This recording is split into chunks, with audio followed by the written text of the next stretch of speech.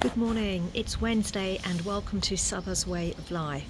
So here is a garden update and it's pretty much the same as before, but everything is really shooting up in the garden. So it still needs quite a lot of management. There are still other things to plant out and transplant, and there is still time to sow certain vegetables and fruits such as runner beans, French beans, which are very quick to germinate when they're not eaten up by slugs, and carrots and other bits and pieces. So let me just go through and just show you what's going on here in the garden. First of all, let's start with the raised bed.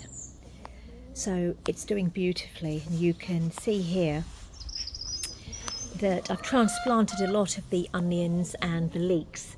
Now they're looking little at the moment, but they're growing, and I'm going to have probably 50 to 100 onions because they're all over the garden, not just here. Over here I've got cauliflower. Look at the leaves, it's coming up really nicely.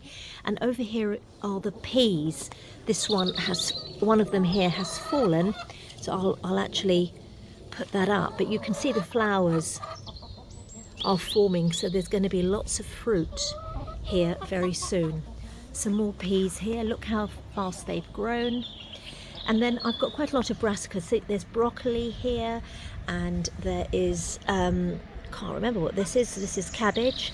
So broccoli, cabbage, cauliflower, all growing here in this central reservation, I call it. I've also got this lettuce, and it's doing really well. A lot of them didn't do well, but the few that I looked after, you've bear in mind that you can sow a whole tray, but you will lose quite a few. It just happens. So that's just the way it goes. So you sow a whole tray and not all of them will survive or do well. Some get eaten. I suppose that's nature, isn't it? So it's the fittest. Let me go back to the rain. I've also got other things here. So I've got spinach growing. And now that these have grown quite big, you know, I might actually thin them out, transplant them to different places in the garden, which was always the plan. Carrots, aren't they looking beautiful? Look at these carrots. The stalks are looking really lovely. And more leeks. And over here there's a whole container of carrots, which I've thinned out. Should have thinned it out more, but it's great. I'm going to have delicious carrots to eat. I can't wait. I've got quite a few more containers of spinach here, and again I probably am going to thin them out and plant them in different parts of the garden because we love spinach. And even if I wash the leaves, freeze it and put them in the freezer, and it doesn't work for everybody, spinach, but it does for me and my family.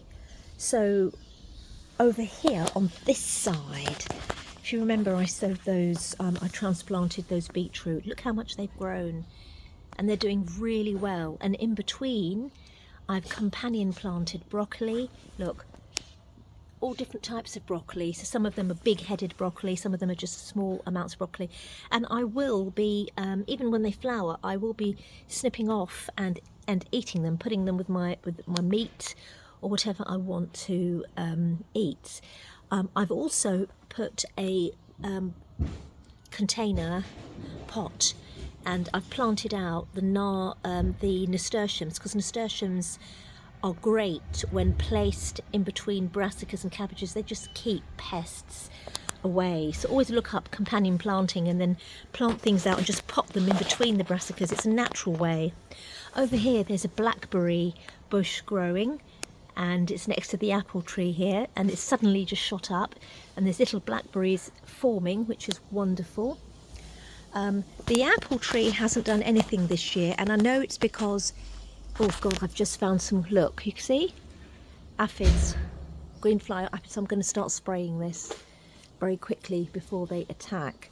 But it hasn't, let me just go back, it hasn't formed any fruit this year because I transplanted them from a pot into the ground last year, and it shocked them, and it's a good thing. So all the energy is going down into the roots. I don't think anything will fruit this year, but next year will be better. On the contrary, over here on my peach tree, which aphids have hit as well, and I'm constantly spraying, and the ants are going up and down, enjoying aphid juice or whatever it is. Look, you can see there's more there. Don't know if you can see it. Yeah, I just have to keep spraying. But these beautiful peaches are forming, and they're pretty much everywhere in the tree. So I really have to keep an eye out, and I'm cutting some leafy branches out so that there's air circulating. I get up on a ladder. I need to get up quite high now because it's getting quite dense and pesty up there.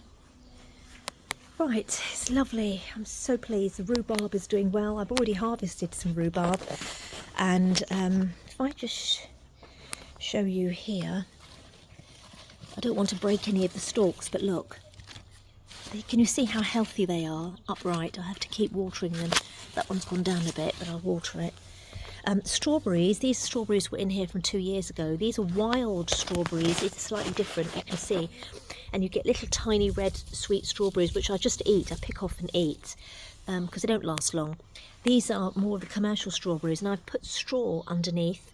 So the straw serves two purposes. What the straw does is, number one, protect the young strawberries that are falling down below so they don't rot in the moisture and the rain, and perhaps don't get eaten too, but also it protects the roots. So when it's a really hot day, a really wet day, the roots don't dry out. You need to keep the roots at quite a constant temperature, quite cool, but they need the sun as well. So what I do is when I water them, I water from underneath, but I keep the straw there so that the sun doesn't dry out the roots. Maybe that's why they're called strawberries. I don't know. There must be a reason for it. Let me just turn this around and go back to the greenhouse.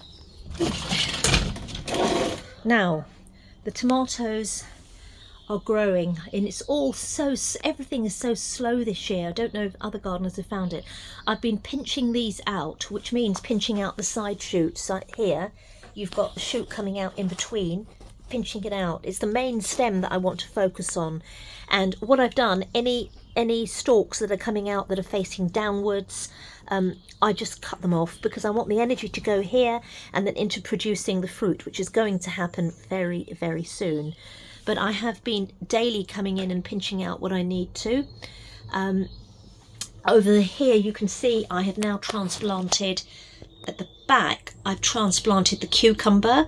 So just two of them are put directly into the ground in the greenhouse, and there's another one there, and there's a second one coming out, so I'm just waiting to see how that does, and then I'll put that one out too. They're probably a little bit too close together, but I don't have a lot of space, so what can I do? And over here are those bloody, I'm swearing, but ladyfingers bindi that I failed and then I started again. Got a bit of a green leaf, but I put two in a pot, and there's one in each pot there. Let's see if they provide any fruit this year. This is the bottle gourd, doing really well, and I've put them into separate pots, and there's two more there which I don't know what to do with. Now you can see the marigolds are growing very tall, and I need these to start flowering so I can put them out. And in the greenhouse there's a lot more going on here. There's corn, sweet corn. If you remember, I sowed that a couple of weeks ago. Look, they're all coming out, and they will need to go into pots. There's a lot of work involved with this, but I do enjoy it. The parsley has just started to germinate. It's been slow. Different types of parsley, flat leaf parsley, curly parsley. Thyme is doing very well, and I'm just a little bit frightened on how I'm going to transplant these. So I'm letting them grow a little bit more. And what else is there? Down below there's quite a lot of basil growing. I'm letting it grow a little bit more so I can transplant it. Borage, beautiful borage here, trying to flower as well. And I'm going to transplant these into the wildflower, my cottage garden bed. Marigolds, some of them are coming out. They've been very slow this year, and there's some more things still growing. And now out here, oh, the sun has come out. Out here, still quite a few more things to plant out. There is, it's got lettuce here, so it's a type of lettuce. So I've left, see, when I find something, I don't chuck it out. It was tiny and I just put it in a small pot. It's effort, but it's effort well worthwhile, and I'm just watching it. There you go. A lot more lettuces growing here, which will be planted out. These are dahlias, and they're growing bigger. These are pom-poms that nearly got killed and eaten, and they're doing quite well. Another one there. I'm persevering. Over here, lots more calendula. Beautiful. They're just going to be full of orange soon. And so there's other bits and pieces. Borage again. Look at this. Right, now let's move back here, and you'll see these are the first things that I had sown, and these are garlic. Look, you can see the stalks are growing. They love this location, which is under a tree, but the sun still hits it because they are facing south, which is the other way.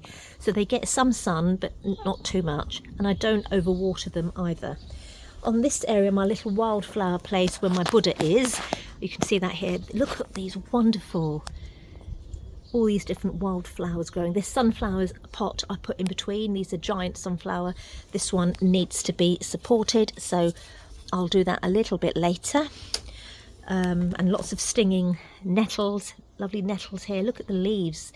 They're so healthy, and they play their part in a garden as well. It's just so lovely. I've got more sunflowers growing here, giant ones, and also I've put the dwarf ones all into one pot because I've got no space. So they're all growing together. I don't know how they're going to do, but we shall just wait and see. More onions in that pot. They've got things growing everywhere, you see? Now, the grass, just take a look at the grass. It's all grassed, basically. They were all bare patches, remember?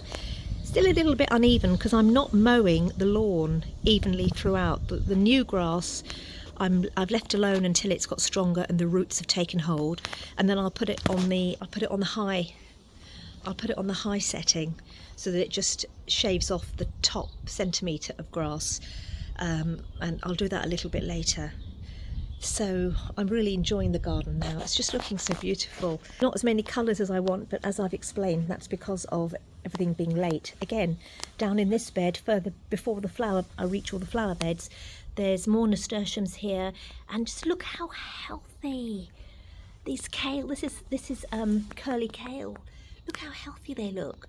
So you see, taking note, I'm going to go back and write down where this kale was, what aspect it liked, and then I won't plant it there again next year because you need to rotate so that the different minerals in the soil are not one mineral isn't depleted every year. And I've got all sorts of things growing everywhere, not one thing in one place. It's all interplanting. Peas here, and these peas are in a pot this time. There's a tomato plant. I've had so many, so I just pop them into pots and put them in different parts of the garden. And I don't know how they'll grow, but let's just wait and see, right? And see what happens. Now, the French climbing bean, only one actually germinated. The others, nothing has happened. Nothing has happened to the climbing courgettes, the yellow climbing heritage courgettes, and these ones here haven't emerged. So, these were all heritage, and I don't know why. I think it's just the weather. But what I've decided to do is on the next fruit day, I'm going to pop them in pots. More seeds in pots. You just put one in a pot and put it in the greenhouse in pots so they can germinate faster, and then pop them out because it's warmer and they've got more chance. But from a biodynamic perspective, it's still okay to grow these fruits. They need heat, and I think also if they did germinate, the slugs would have got them because the one that survived is half eaten by slugs. So I've just learned a lesson that just pop everything into pots in the greenhouse and then plant them out when they're stronger and it's warmer. So that's what I'm going to do. So just to show you, look how this bed looks now. Can you see it was all bare before? I've got broccoli, I've got cauliflower, I've got cabbage, beetroot, all different things, sugar snap peas, strawberries, all sorts of things growing, and in between I've put nasturtiums to act as a companion plant to deter the pests. I've even got spinach growing here. It's a bit slow this year, but it's growing nonetheless. The fig tree is doing really well. If you look here, if you remember, I'd pruned this. I'd left one just one to fruit, and the others I've really heavily pruned, and it's really lovely and leafy. And that was the idea behind it, so that it fills out for next year, because I had not looked after it years before. So it had become very leggy. I might even change its situation, we shall see. More strawberries down below, and then in this bed you can see there's it looks a little bit bare, but it isn't, because all these little things popping out, I'm creating a wildflower meadow, a tiny one. So I had this wildflower mix and I threw it in here about 2 weeks ago, and it's all coming up, all different types of wildflower, poppies, cornflower, goodness knows what else. But we shall see how it looks in the weeks to come. The beautiful, beautiful hanging baskets are doing well. They're just starting to flower. These are going to trumpet out very soon. At the moment they don't look that amazing, but it will when it flowers, and it's a little bit dry, so I do need to water it. Now if we go to this, just to the front, I'll take you out to the potatoes in a minute. Look how lovely this looks, and I've created this area just to look beautiful with flowers. And the vegetables are all towards the back and the rear of the garden, but you can see here all the bedding plants that I bought. I've put them out. This is, you know, it was really hard work, but I loved it, because this is the time you think it's all worth it. They haven't even really flowered properly yet, but all summer we're going to have colour. The lilies are going to be out soon. These are going to be orange lilies. I can't wait to show you this little tiny area here, which, you know, it's a little woodland tiny area that I can just look at, and it moves the heart when I'm having a cup of tea and just looking at this little area, and, you know, a few bits and pieces that I've put out there, and the colours, it just looks lovely. Over here the fenugreek is doing well, and then over here in this empty part, and even this empty bit here, I'm going to try and persevere again and sow coriander seeds. They were eaten when they were germinating by slugs, but I'm going to put beer traps in. So I'm going to buy some stout, and I'm going to put beer traps in so that they don't eat the coriander. Okay. These are hanging baskets that I've actually lodged in here rather than hang. So I created these hanging baskets and they fitted perfectly in here. So I've done that. So they're going to burst into much more flower. They already are, but more flowers soon. You've got upright geraniums, and you've just got these beautiful trumpet. I can't remember the name of these trumpet flowers. They're gorgeous. There's so many things going on. My bay tree is doing well, and this is the time to take cuttings. Look, you've got new shoots popping out, so I might take a cutting on the next leaf day and pop it in a pot. They'll take some time to grow, but you know, why not? You're creating your own. Over here I've got a jasmine, Tracheospermum jasminoid. I think it's been either overwatered or less waters, but anyway, it looks beautiful and it's trying to flower, and these smell beautiful. This is a lovely summer jasmine. I will need to train it to go that way, to that bare fence, but anyway, let's now go out and check out what's going on in the driveway. Right, let me turn this around. Look at this. Right, first of all, look at the potatoes. Now they're starting to flower, and I have earthed them up as much as I can. If you can see here, I've used straw, grass, manure, chicken poop, raw chicken poop. You know, they're selfish, potatoes are, but they're starting to flower. And what happens as they start to flower, they're maturing, and then I will wait until the whole leaf turns brown and falls, because this is where the energy is going to go down into the root. I'm just leaving it alone. I did this a couple of years ago and it worked really well. So I'm just leaving it alone and letting it do its thing. I might earth up one, there's some room to earth up, means put more earth down so that the tubers form and maybe more potatoes. So I might do that, and then let's see how many I harvest in the next couple of months. I've also used the driveway. I spoke to my neighbour and he said, Saba, just use the driveway. I don't use it, you can use it. So it's a shared driveway. This is my patch, but it's still nice to be polite and speak to your neighbour and ask, and you know, he's a good person. So These carrots are doing really well. There's about 4 or 5 more tomato plants here, and there's more carrots in here, but I've also popped a broccoli in and it's flowering. It looks so pretty. This is a broccoli. I'm not going to eat it. I'm just going to leave it alone, let it flower and see what else it does. You see, if I was to cut it off here, I can eat that and it would probably encourage it to shoot out. So I might experiment and do that, because I don't want it to go to seed just yet. So I'll do that and see what happens. These are peas. I put one out here and it seems to really like this aspect. And there's more onions, lots of onions and leeks everywhere.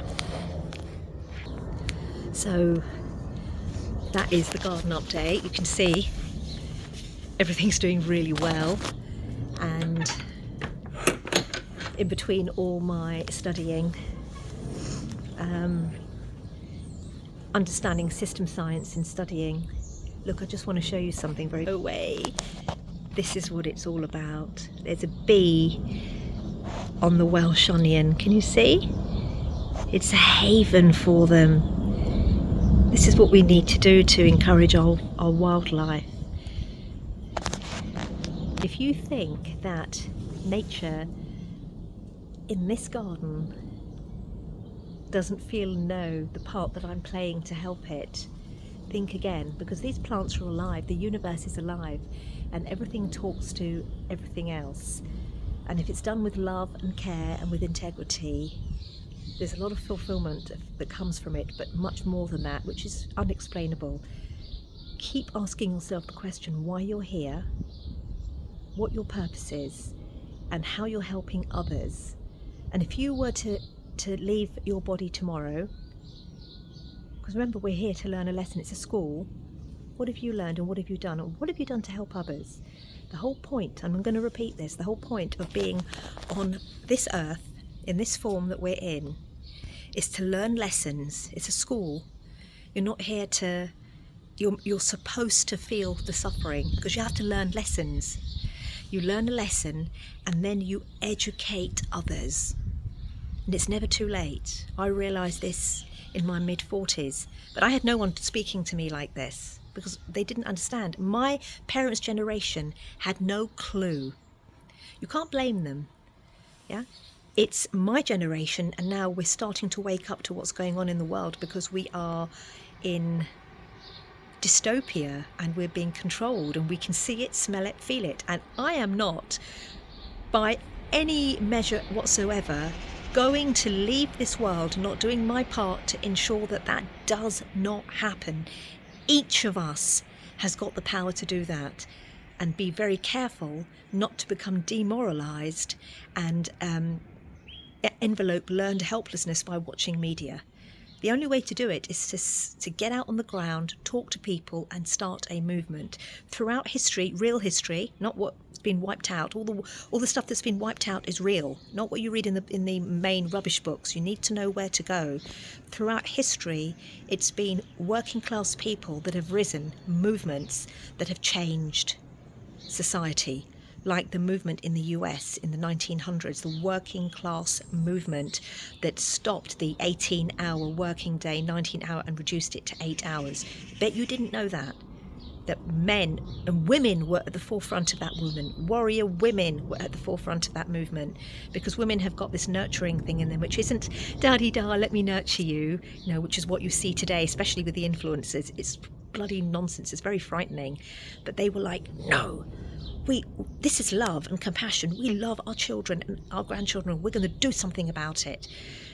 Men don't seem to have that capacity because they should be out working and bringing in the dough. But the women were strong. It's always been women, in going back to those hunter-gatherer societies, those type of societies, which isn't that long ago, to be honest with you, in the scheme of history, where it was the women that were the matriarchs because the men were out working. They ran the homes, they ran the villages.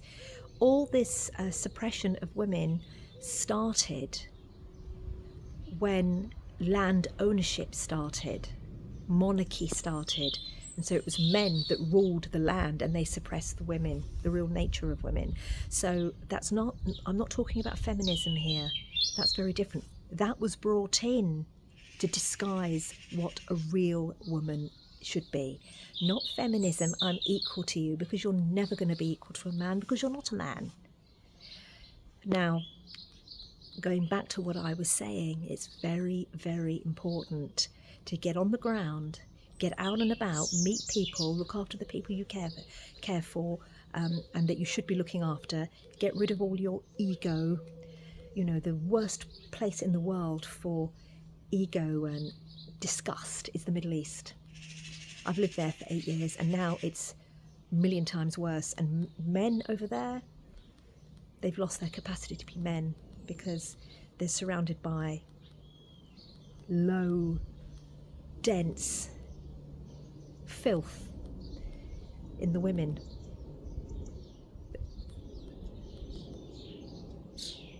There's no depth to them at all. It's really sad, and it's happening worldwide, in the US and everywhere. Men have just lost their strength, and it's their fault. Pornography weakens men. And you have pornography on the screen, you have pornography when you look around the streets and look at the way women are dressed. It's disgusting. So that weakens them.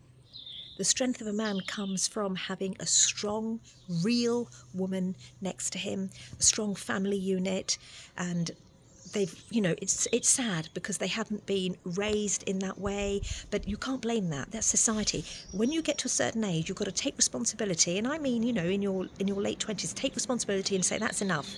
Even before that, once upon a time there were 6-7-year-olds that were out working 19 hours bringing food in for the house, and now sometimes now when I look at certain things, because I don't watch media, but when I look at certain media, forms of media, especially because I'm actually following 3 or 4 accounts and I'm making notes to understand the mindset before I do a whole video on this, I want to vomit at what I'm reading. It's like we're living in an illusion. These people are nutcases.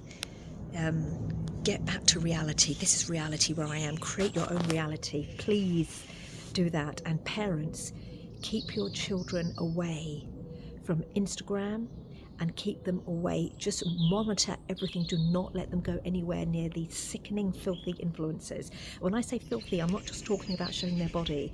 It's the thinking, it's the mind that's disgusting. And I'm not just talking about sex. I'm talking about the things they say, that they're affecting the minds of your kids. These idiots that have no experience on anything in life, achieve nothing, and yet they're gurus. Stop your children watching it. These people are too far gone to take responsibility. They're filth. I can't. So I'm speaking out. So get back to nature and focus on what's important. Have a lovely day.